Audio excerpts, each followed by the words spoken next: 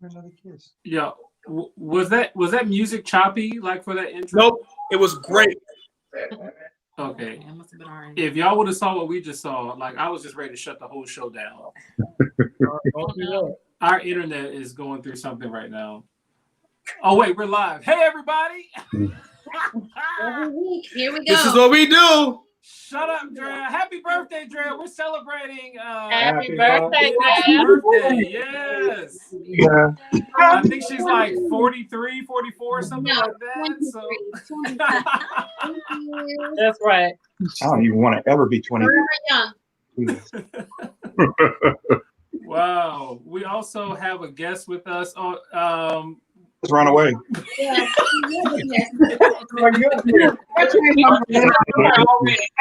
She ran away. Oh, There she's she back. is. Okay, hey. Guest with us. Darissa Sorry, Williams. yes, I'm here. Sorry. Thank you so much for joining us on today. Joining us in our discussion on today. And again, we have the Isbels again. Yeah, Like, we're here. becoming family. Like, man, this is great. This is great. We about to have a whole family reunion right now. No, don't. She don't like my dance moves. Uh-oh. All right. So we're going to open up with prayer and go ahead and get started with our discussion on this evening. Please bow your heads with me. Father in heaven, we thank you just for waking us up, allowing us to see another day. Lord, we thank you for bringing us all here as friends and family to be able to discuss real life scenarios, things that may or may not happen within our own families. And we pray that the discussion on tonight will reach someone, will bless someone, and that lives will ultimately be changed. We ask all these things in Jesus' name. Amen. Amen. Amen. All right. So, Eric, the floor is yours. All right, so tonight, so 2 weeks ago we talked about avoiding divorce. And tonight we have our guest, Darissa Williams, because she deals with children, which is the highlight of our topic tonight. Tonight we're going to be talking about,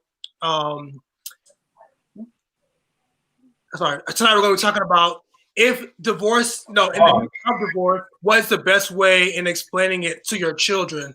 How to navigate, what's the best way to help your children navigate through the split home and just the whole divorce process. So that's what we're going to be talking about tonight. And like I said, again, we have our guest, Darissa Williams, and she is going to be assisting us with that. Welcome. Welcome. So welcome. Glad to be here. Glad to be here. Is that my cue to start talking? We don't know. But yeah, that is your cue, Darissa, to start. The floor is yours. Okay, let's jump into it. Even in the unfortunate situation of divorce, I just want to start by saying this, that God is able to intervene in the spiritual and emotional well-being of our children. Amen. So we got to start with that, because there's just the idea of the devastation that happens. And I'm going to be talking a little bit about some research and throw some questions out there for you guys as well. But we know that we're under attack, but we do have a mighty warrior that's going to fight on behalf of our children and on our behalf as well. So I want to start with some research, and it comes out of the University of Virginia. And it says that basically that there are clinically significant mental health issues that are 3 times higher in teens from divorced homes than from among general homes. 3 times higher, significant clinical mental health issues from just the divorced homes. And social scientists say that this is because divorced parents are at this time too distracted, too exhausted, and depressed to be invested in their emotional well-being of their children, and then also to be effective disciplinarians.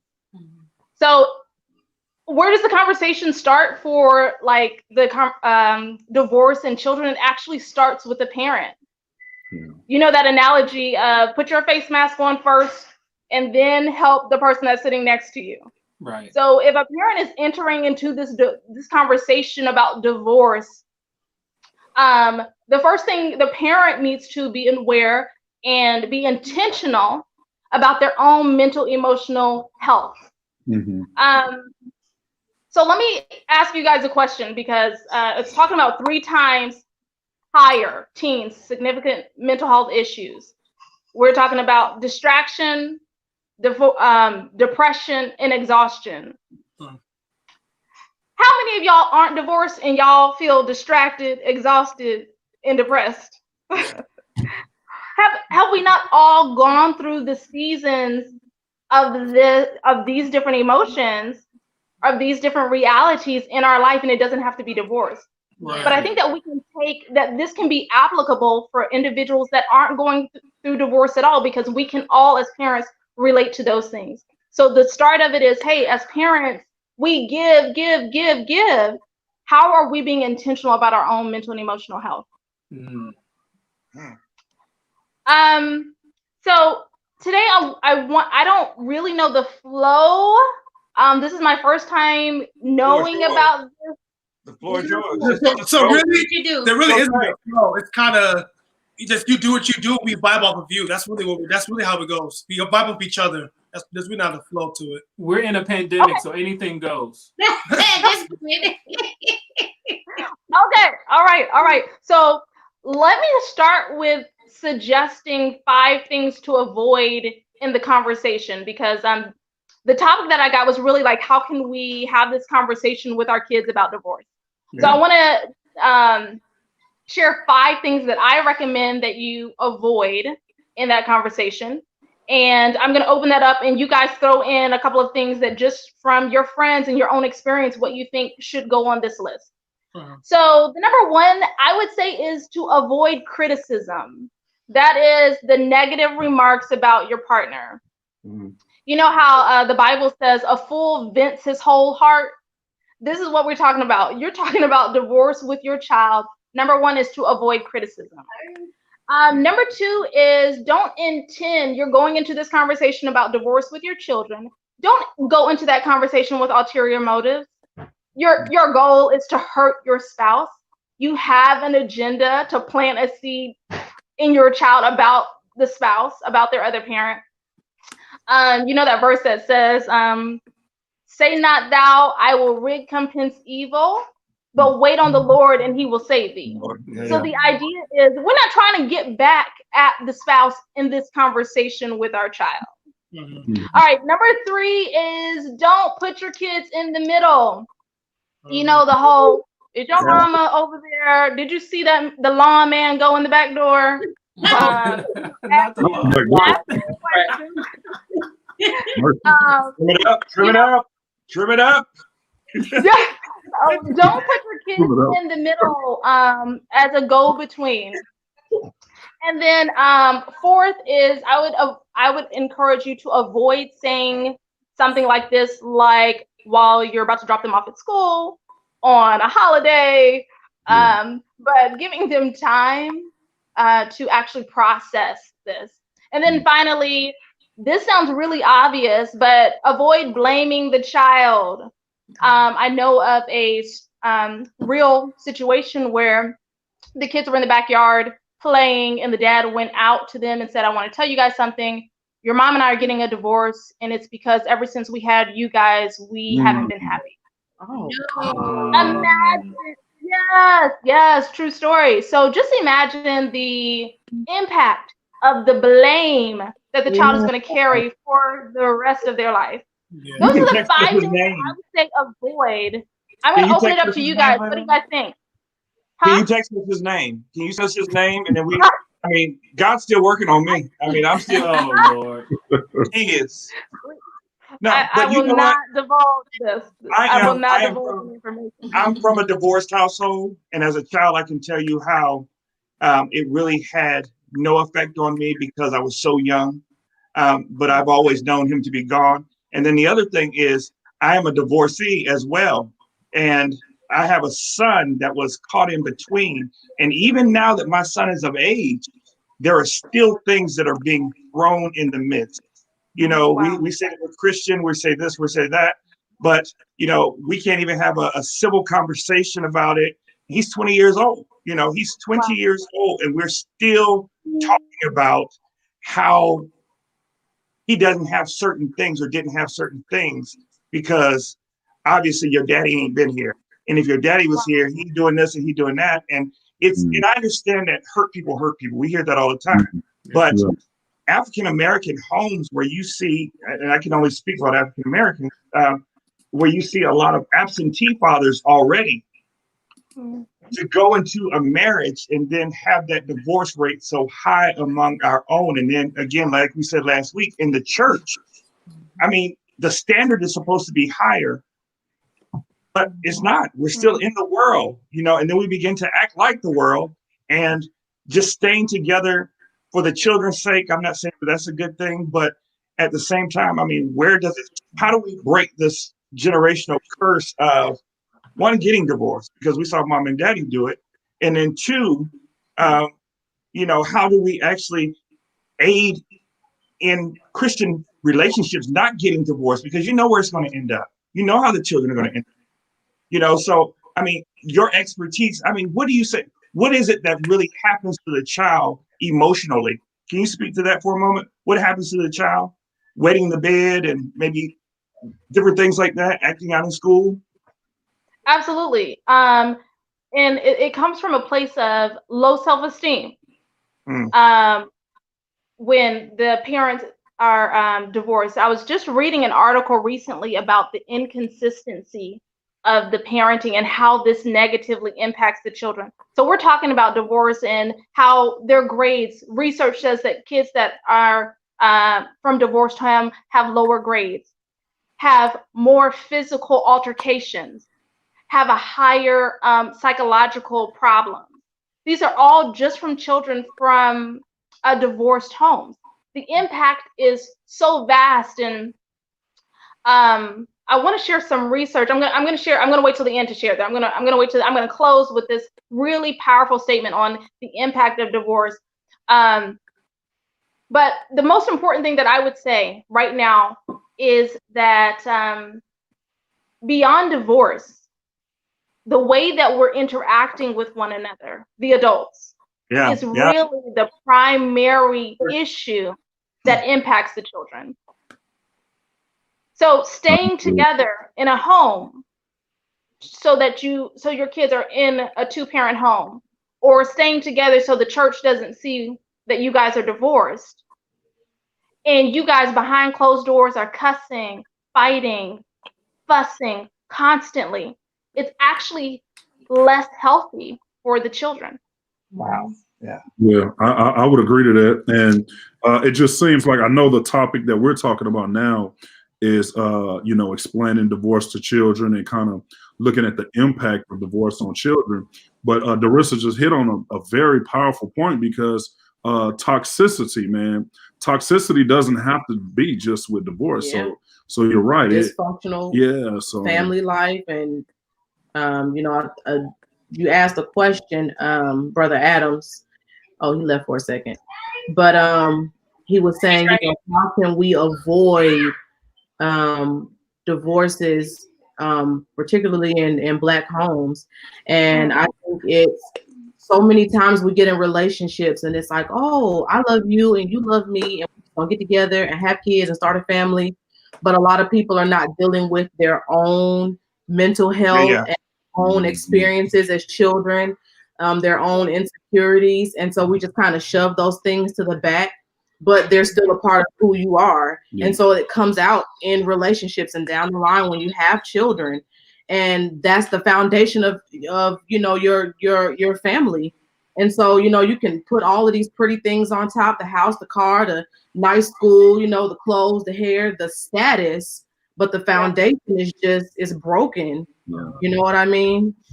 Yeah. And like you said, hurt people. And we say that all the time, but it's amazing. You put two people together who have not dealt with their issues. They have a child because of an irresponsibility, to be honest with you, because you know that you should not be having no kids. You get caught up in the moment and you make long-term decisions that these kids are not responsible for. Yeah. But now these kids are now growing up, and you know, everybody used to be parents in the community. It took a village to raise the children.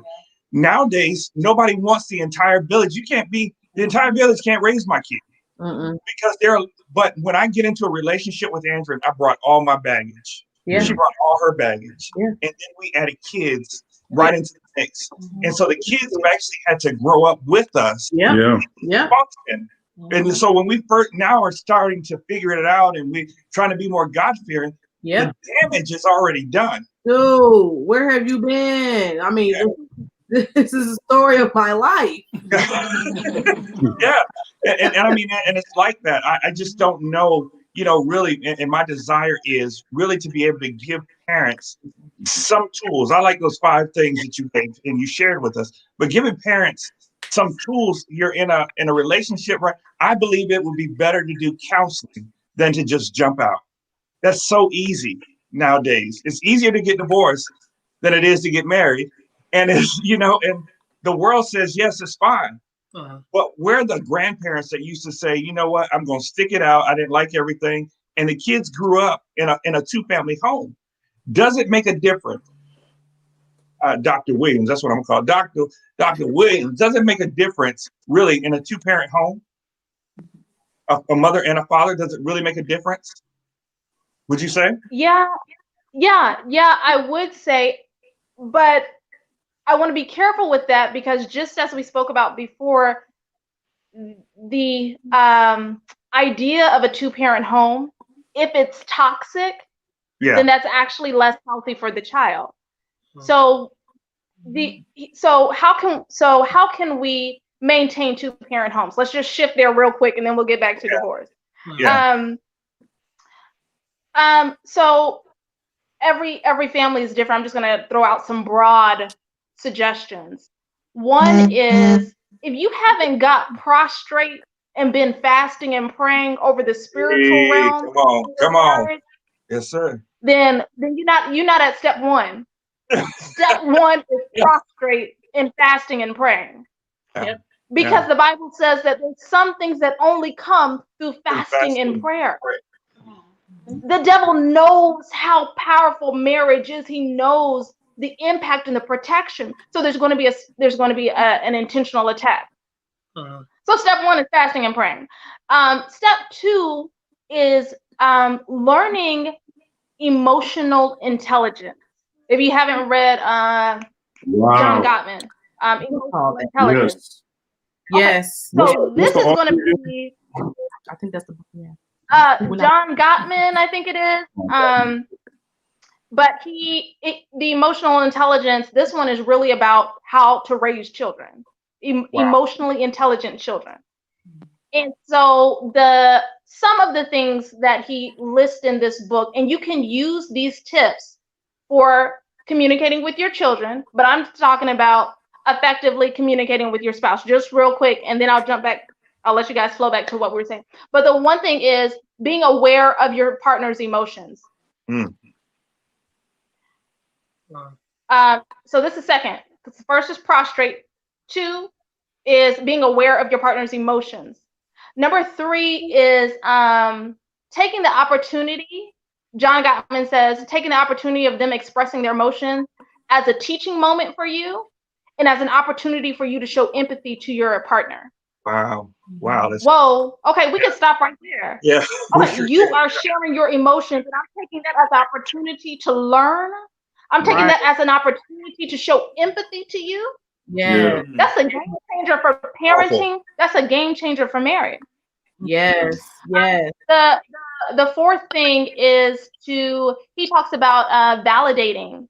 So now that you have expressed Sean has come and said, Dorissa, I didn't appreciate the sarcasm that you just gave me. That made me feel belittled. Okay, so then the next thing after I've shown this empathy is that I'm actually looking to validate what he just said. Yeah. I'm taking the responsibility to validate what he said. And then with kids, he talks about, there's a couple more, but the one that comes to mind is also labeling their emotions. That's really important for children. He said a couple other things, but I'll let y'all read the book yourselves. But those are practical ways, and I spoke about this before in one of my videos on successful marriages. And I'm gonna tell you from my 10 years, when Sean comes in and says, Darissa, I see what you're doing with the kids and I appreciate that. When I'm able to say, Sean, I see the grind that you're doing out there and I appreciate that. Mhm. Like just stepping outside and being able to appreciate what your spouse is doing. He's not doing everything right. I'm not doing everything right. But what you are doing, appreciate that. Yeah. I'm doing When he everything says right. something, when he says something that I disagree with, like how he handled something, can I find something in that I agree with? So I didn't agree that he said that part, but I did agree that he confronted his boss. Babe, I'm glad that you actually said something to your boss. Mhm. That I appreciate you doing that. Mhm. So I could go down a whole list of those things. But you guys are all married, so y'all chime in. What's something that you've seen that's been effective for helping you sustain your marriage? Go ahead. I'm I'm sorry. laughing because these tools you're giving we need. She said y'all are all married and struggling. Yeah. Now, Like my kids. And I mean, the sandwich method works, right? So if I'm delivering bad news, start with something good, then say I guess the criticism, and then end it off with something positive. So I mean that seems to work at times, even if it's just for comedy. She sees that I'm trying, and so it'll prevent an argument. And I think that just making sure that you're reassuring, like you were saying, Darissa, we were talking about like that's like the different things that your spouse does, making sure that you acknowledge those things so that they know that you at least see that they're at least trying and they're at least doing something. I think that goes a long way into keeping, I guess, a marriage very successful. It does, because sometimes we get so caught up in the fact that the person didn't do it exactly the way that we want it to be done that we forget that the person is actually making an effort. And we also forget the fact that we knew that the person was opposite from us before we even got into a marriage. So we should be willing to accept, their version of help, because it's not always going to look the way that we want it to look. And we should be able to still accept it, knowing that the person is totally different from us and their brain works way different from us. Like Eric, a lot of times he will try to help and he'll say, baby, what can I do? And I'm like, well, can you put that picture up on the wall? And then he goes to put the picture up on the wall. I'm like, but can you nail it like this? Can you do, baby, like go to he's like, that sounds just like you too. It is her. Because after a while, I'm just like, I just want her to do it. But he's like, why would you ask me to do something and then try to direct it too? Right. So I have to work on that. But it's easy to do because we have a particular way of doing things, and we've been doing things the same way our whole life, and we don't like to change. Let me also say this, Jamil. Were you going to say something before I chimed in? Because I was. You just been sorry, taking go over the ahead. whole show. Right. Anthony can't shut his mouth. Let people talk. I can close it and go to sleep. I am tired. It is the Sabbath. Thank you, Jesus. Well, I was actually raised. My parents were separated from since I can remember, and I do believe that my mother did a very good job of making sure that I was not. Because one of the things that you said was make sure that the kids aren't in the middle or feel like they're torn. And I never felt like I was torn between my mother and my father. It was a very healthy relationship between the two of them, which made it very easy for me. Even when my mother remarried, that initially I thought it was going to be a lot. First I'm like, I'm not going to like him. I know I'm not going to like him when she was dating because he's not my dad. But it ended up being a blessing for my mother and our family as a whole. But now I have a great relationship with both of my parents. So I think it takes a level of maturity from the adults to say, look, we didn't work out, but for the sake of these kids, let's be cordial and let's raise them, to know that, now we're going to put them first, because now our what's the word? Our romantic relationship is over, but we still have a child to raise together. Mm-hmm. So I am blessed to have been raised in a family like that. And also too, like when you were telling your story about how the child who felt as if when their parents got divorced, it was like the child felt like it was their fault. So my question to you, because I also talked to one of my friends who also has been divorced, and he was saying that you want to make sure that you reassure your kids that the divorce is between the parents and not the child. But like, how do you do that? Because children, everyone has emotions, and it's like in the children's mind, they're thinking, they want the mommy and daddy, the perfect household, but not everything's perfect, and things do happen. So like, how do you reassure that child that, hey, this isn't your fault, it's between mommy and daddy or mom and dad? So I think that is shown more with behavior than with conversation. So you can say that, it's important to say that, but then to live that out and to express that in meaningful ways. So let's start with the conversation first. And then I'm going to transition to actually what should be included in the conversation. So I told you 5 things that you shouldn't say, and now I'm going to jump into the 5 things that I think that might be included, that I would recommend that you include. And this is the answer to the question. Number 1 is using we statements while you're making these explanations. And that was said earlier. So instead of saying, yo, daddy's a Rolling Stone, you can say something like, we have tried. We have now decided that we are not, that our relationship is not going to be a marriage, a husband and wife, but we're still going to be your parents. Something else that needs to be included in that conversation is you need to explain to the best of your ability why this separation is happening. Your mama So cheated. I just said, She's nasty. She's just in the streets out there. And we think she nasty. Hey, flag on avoid calling your spouse nasty. flag on the play. Avoid calling your spouse nasty. I'm glad you brought that up. Let's clear that up. 2.5. Yeah. So this could be that, hey, you know what? We really wanted this to work. We really wanted to stay married for our entire lives.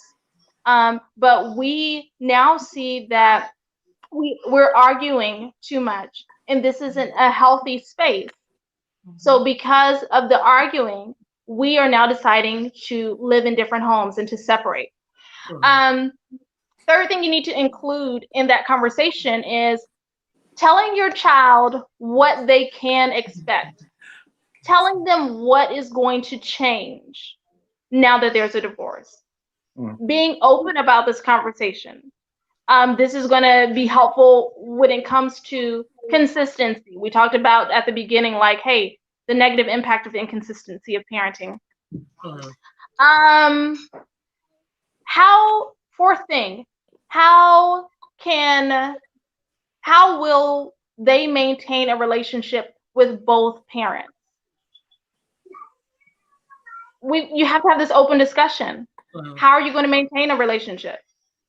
And then the 5th thing that I would say that needs to be included in this conversation is opening this up. Like, hey, how do you feel now? Do you have any questions for mom and dad?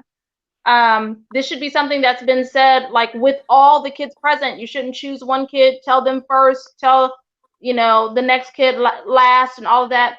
This should be a family where everyone sits down and talks openly. That's good. Real good. There's some research out of California that found that the death of a parent in childhood actually had less significant psychological problems. So an adult whose parent died when they were a child had less psychological problems than a child whose parent went through divorce. Wow. So let me say that differently. Wow. The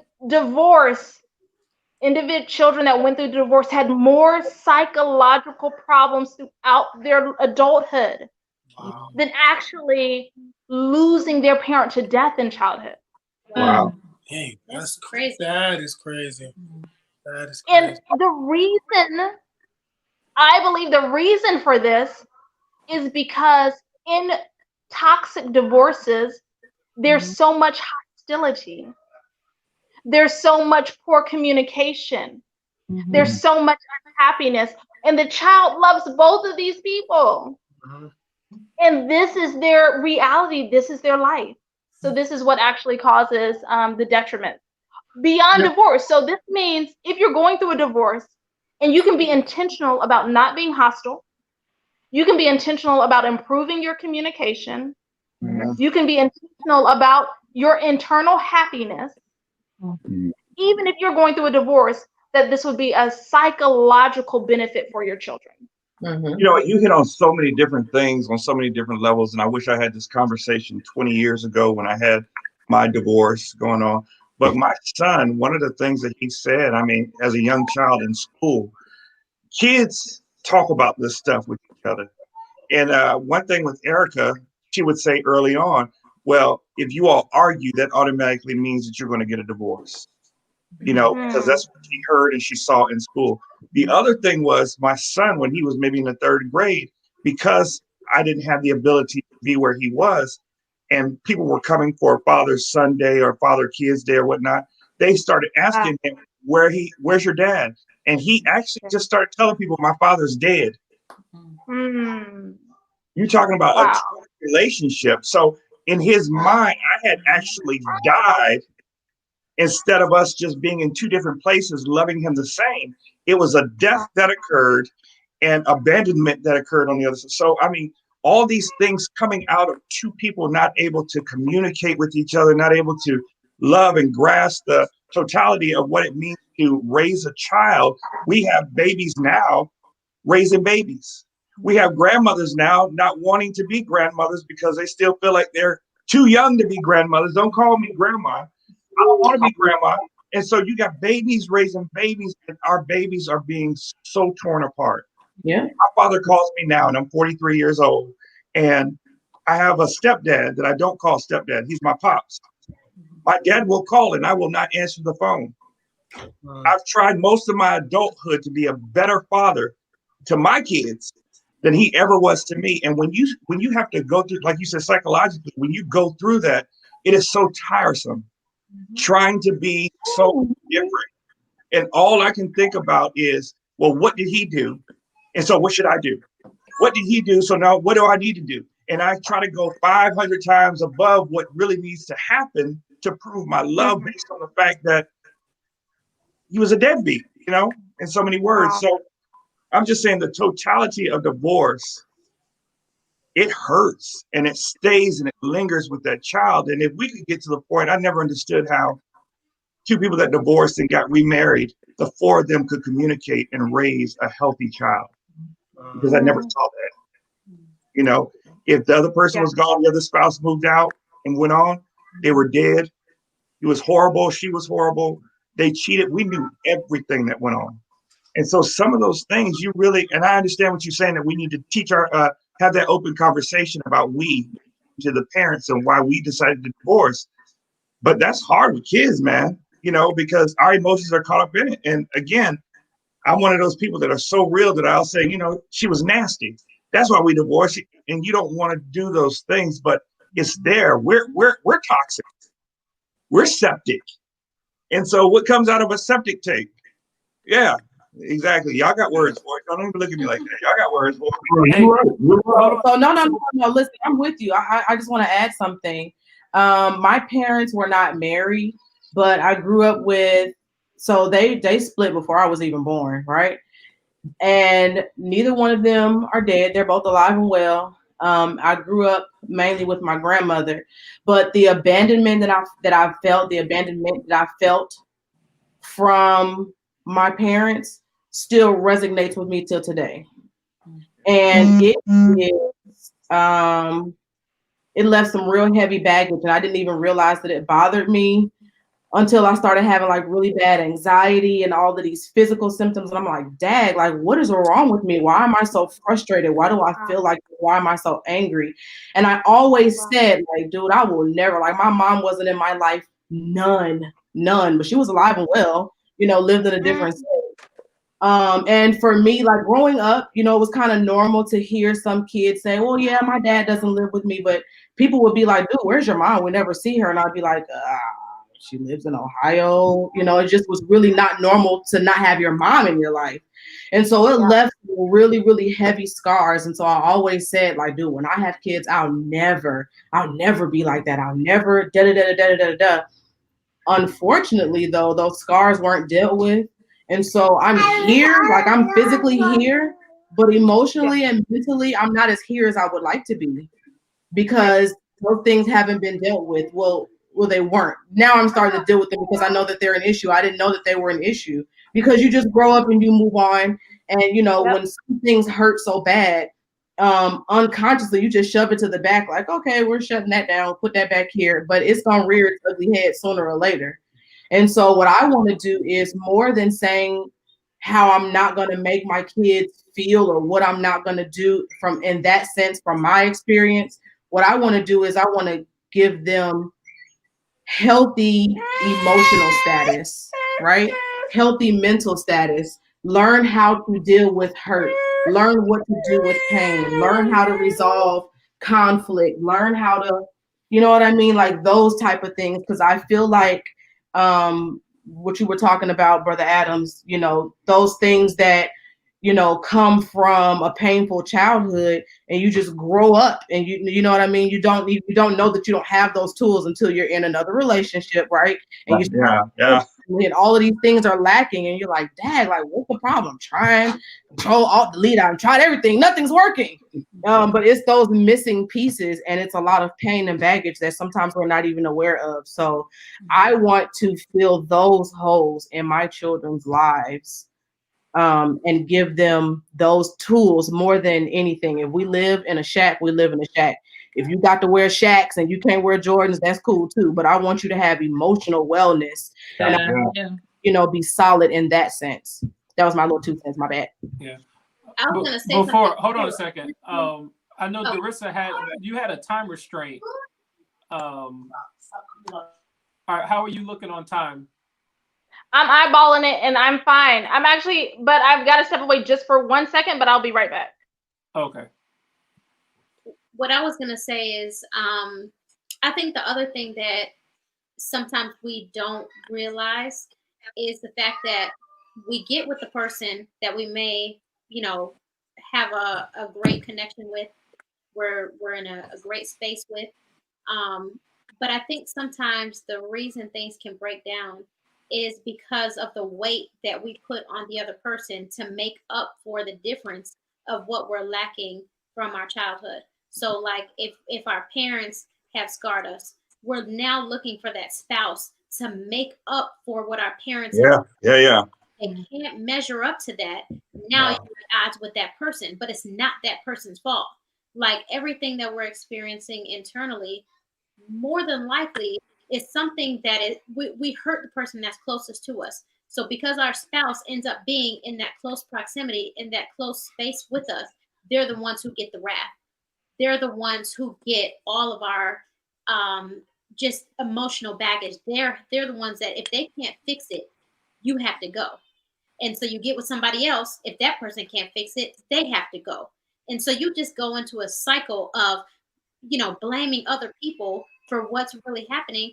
And a lot of times the problem is really just not dealing with those old issues that really had nothing to do with a partner that you end up connecting with. But it ends up causing us to sometimes make decisions that we wouldn't normally make if maybe we had gotten counseling or took the proper steps to get our mental status in check. And in the African American community, there are so many things that we don't talk about. We're just now starting to talk about depression and things like that. But can you realize that do you realize that the things that we're putting on our kids?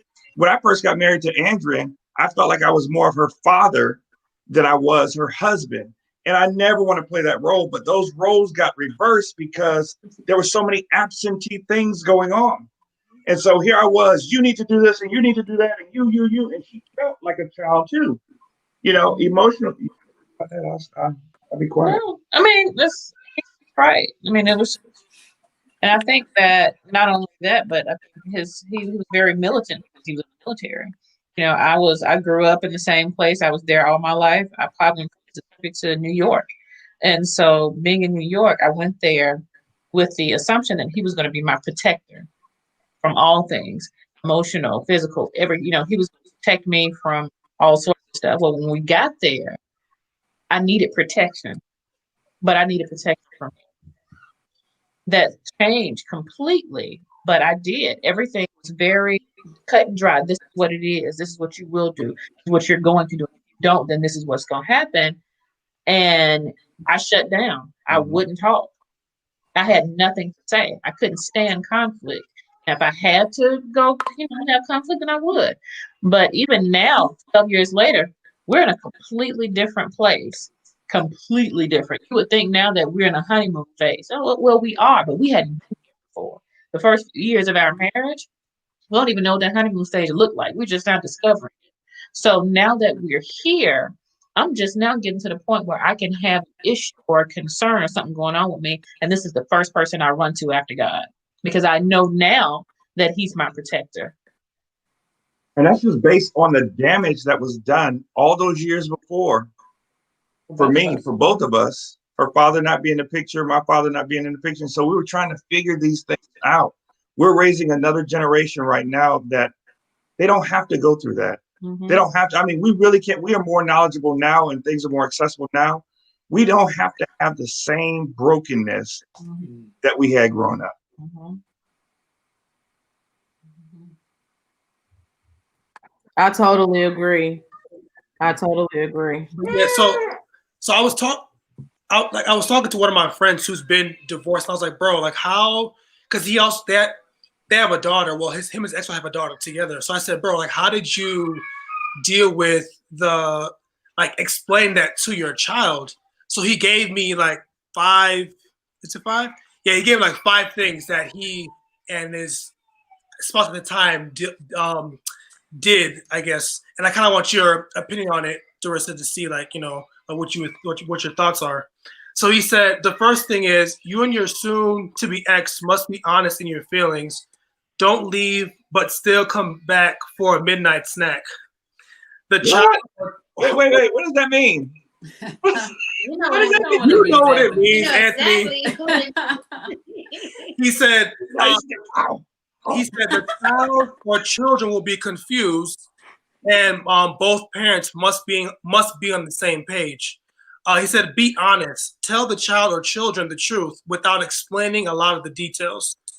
The third thing he said was both parents must reassure the child or children with things like the divorce is between mom and dad, and your parents love you very much and will always be there for you.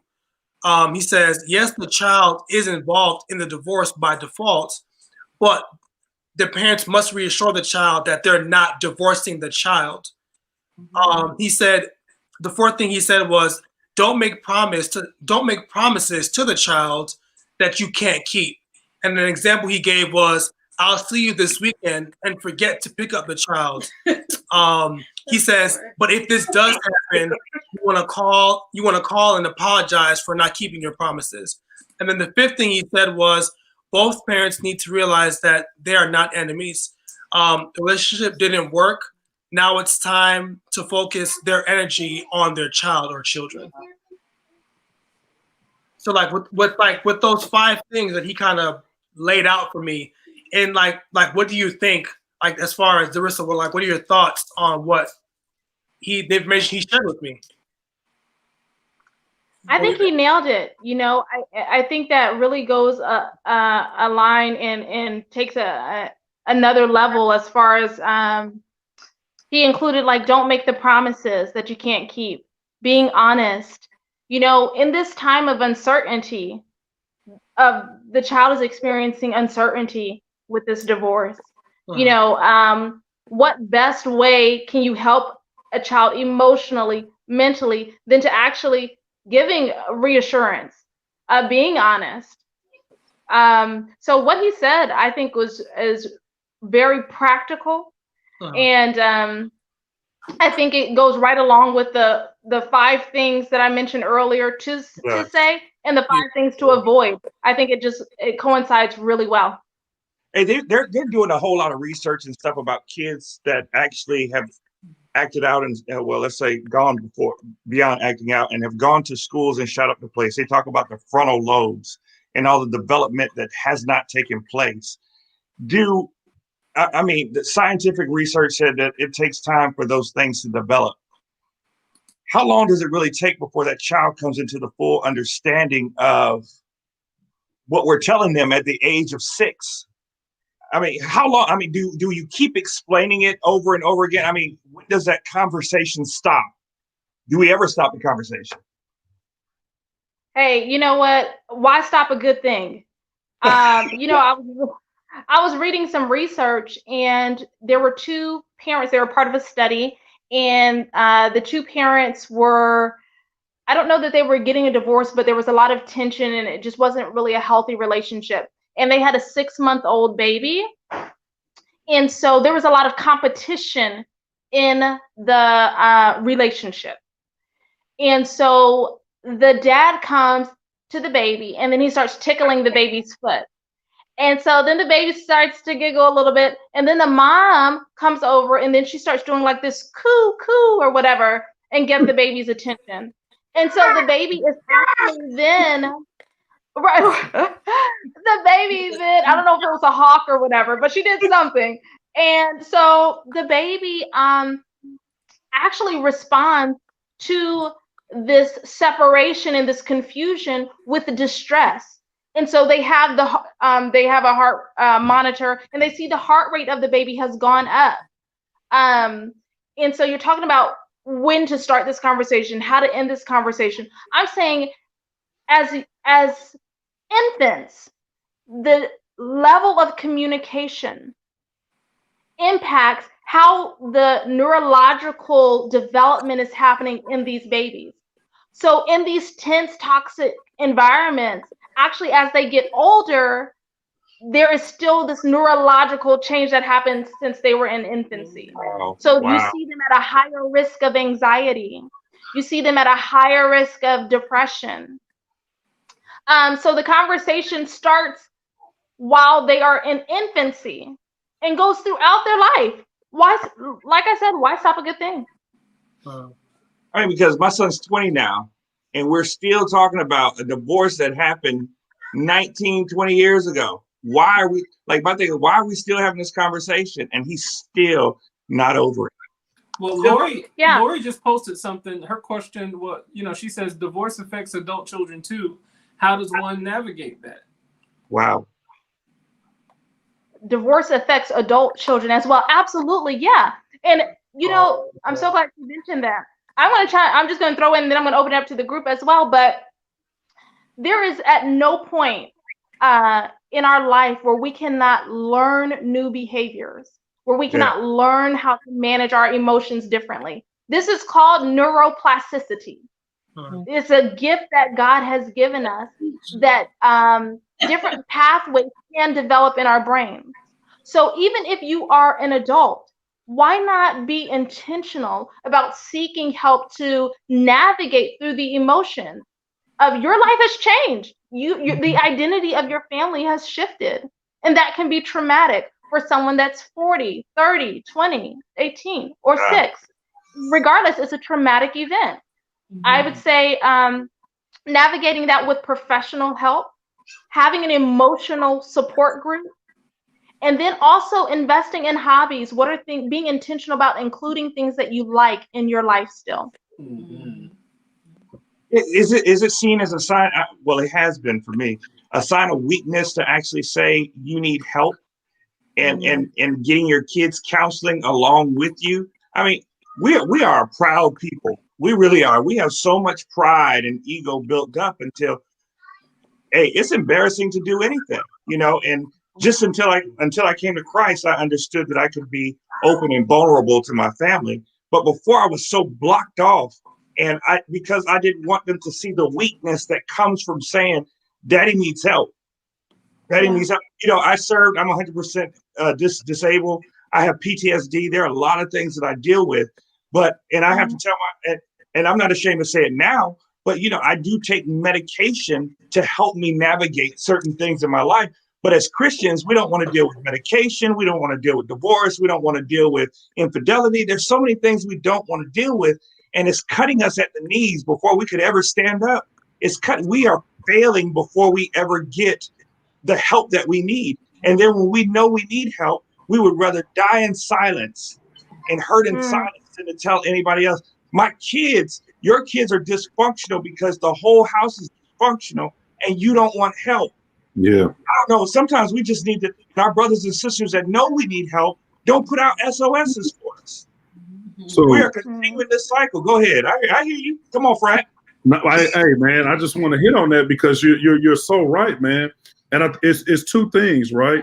The first thing is we don't want to be transparent, right? That verse in Revelations, right, where it says they overcame by the blood of the Lamb and the word of their testimony, right? So we ought to be transparent about what we've been through. But then the second part of it is, are we creating a culture where it's taboo to talk about those things? So are there cultural shifts that need to transpire in order for us to accept, hey, this is reality? The reality is that X amount of percent or X percentages of marriages are going to end in divorce. How do we deal with this? How do you prep your kids for this? And so this is a good thing, that we're talking about this and, we're on this live stream talking about it because this is real life for a lot of people. You know what I'm saying? And at some point, statistically, X amount of marriages are going to deal with this and they are going to have kids that are involved. So transparency, man. That's hard. That's hard. As a man, that's hard. I mean, Drea, let me ask you this. Let me just go and kick it to Drea because I know Drea talk. Happy birthday again, Drea. We just want to say it's her birthday one more time. She's a whole 23. Her birthday's Thank old. you. Her birthday's old. Stop it, Eric. There it is. He's shooting down. Drea, how do you deal? Were you raised in a situation where you had to face any of this? And if you did, how did you pull out yourself? I wasn't, but my siblings were in situations. I was the only one by both my parents.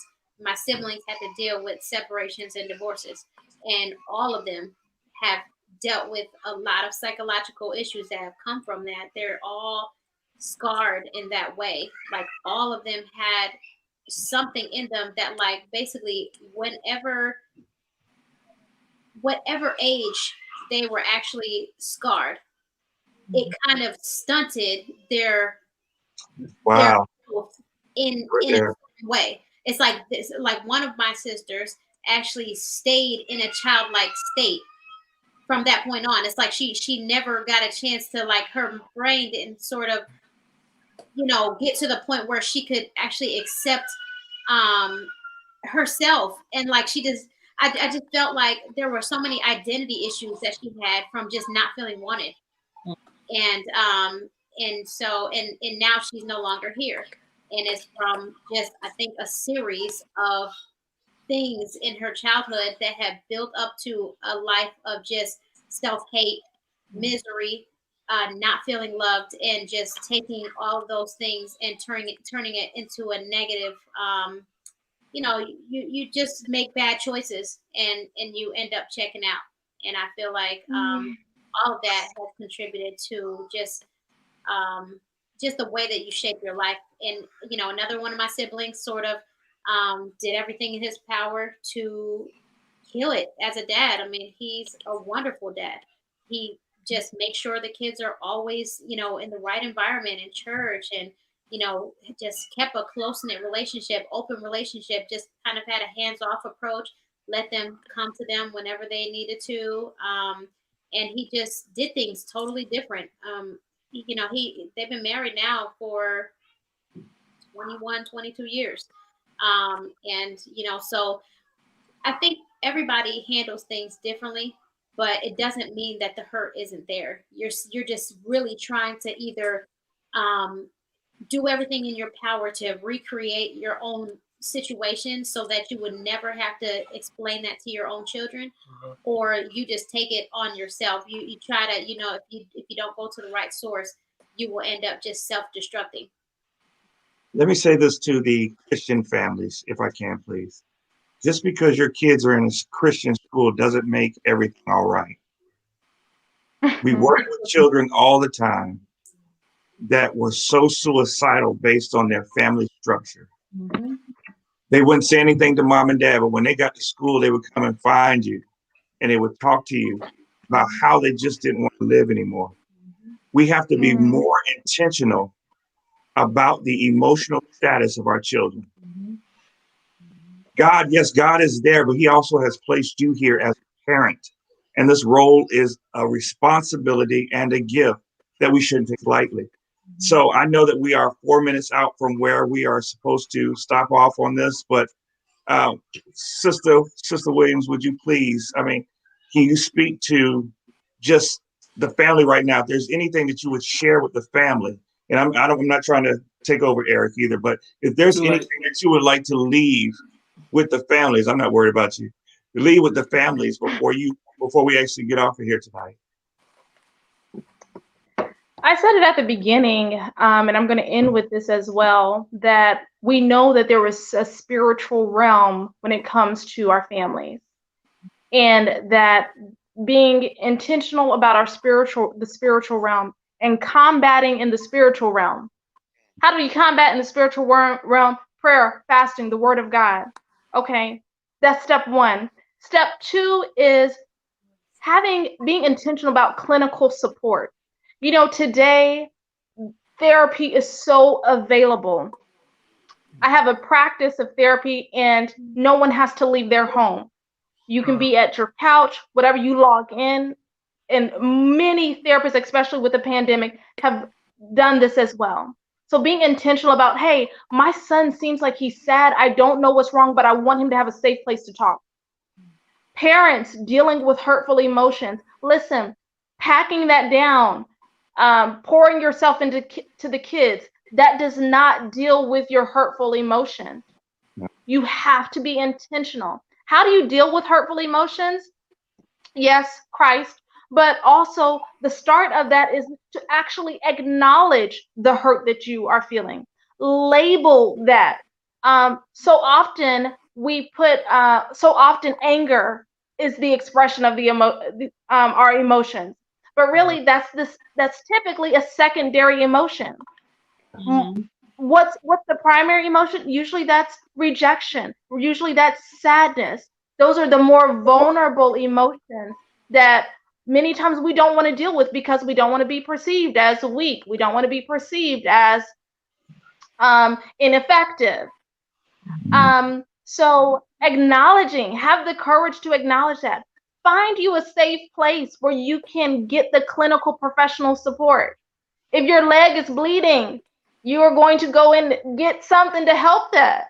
So do the same for your mind, do the same for your emotions. The reality is, as parents, we cannot hide our depression from our kids. We can't hide the rejection that we felt that we're living in from our childhood, from our kids. We think we are, but really kids have like this sixth sense when it comes to their parents. Like, mommy, what's wrong? What's wrong? Nothing, baby, nothing. But they're experiencing that. And I'm a therapist and I'm working with parents, adults right now that are still dealing with the things that from their childhood. Yeah. It matters. So being intentional about that and be hopeful. Be hopeful. Like, it's not always going to be this way. You can be a better person. How can you do that? How can you be a better person? Identify what is it that you want to do? Like, I actually want to speak more calmly to my spouse. And I actually want to eat healthier. Those are two practical, measurable goals. Make those measurable. And get help. Get a support system. Get help. You don't have to do it alone. Hey, like you said, if your leg is bleeding, don't go to a dentist. Go to a leg doctor. Go to the hospital, do what you gotta do. But Darissa, we appreciate you with all the knowledge you're spewing out there. We salute you And we appreciate you for joining us. And like I said, the knowledge you gave was, You killed it. yeah, Very Wow. great. top Point, notch. point.